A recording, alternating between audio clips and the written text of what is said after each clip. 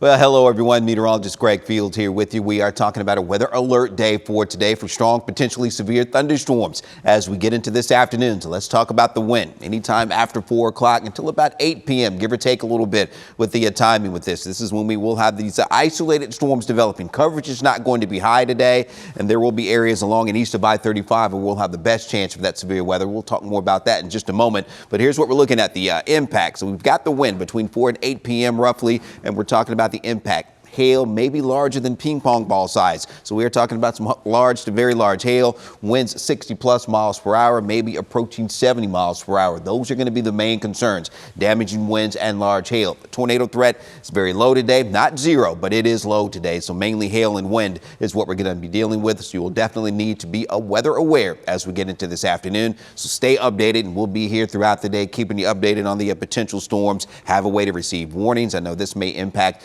picking the kids up from school if they're not on spring break this week, and certainly that afternoon commute as well, coming home from work. So download the WFAA app if you haven't already done so for alerts. So here's the severe weather outlook now. It's been expanded, that slight risk now. It does include a little bit more of Dallas County, Collin counties. So right through the middle of the Metroplex, we do have that slight risk for severe storms, and the wind and hail that I just mentioned, that's going to be the main concerns for us. So we have that level 2 slight risk in the yellow shaded area there, and just a little farther west, we have that marginal risk that does include Tarrant and Denton counties. So definitely be weather aware. It's going to be right along and maybe just east of I-35 where we're going to have the best chances for that severe weather as we go through the day today. So looking at the timing with the storms, again, coverage is going to be low. We do have that cap in place, and that's going to limit the thunderstorms from really getting going. But the storms that are able to break through that cap, they will likely be severe. At least some of them will be. Now you see the coverage very low around 4 p.m. So again, not everyone will see storms or severe weather as we go through the day. But as we take you ahead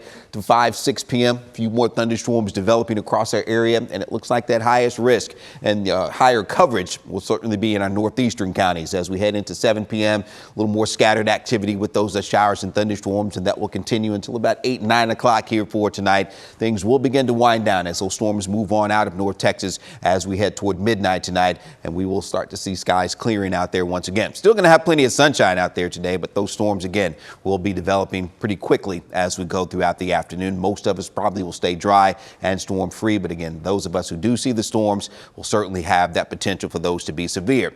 Now, in addition to the storms, we still have that fire danger that we're talking about, that dry, dormant vegetation that elevated to critical fire danger west of Dallas and Fort Worth. We'll have that dry line pushing in, so we'll see those winds coming around out of the west and southwest behind that, and they will be quite gusty out there for today. So in and around the Metroplex, we'll have that elevated fire danger, and just out to the west there, that critical fire danger will continue for today as well. So certainly keep that in mind, and that's going to be with us, this fire danger, right on through the end of the week. Now, we do have that red flag warning in our western counties where we do have that critical fire danger with the gusty west winds. Could see some gusts today up around 35 miles per hour, and that very low humidity behind that dry line, maybe as low as 10%. That, along with the dormant dry vegetation, again leading to that red flag warning.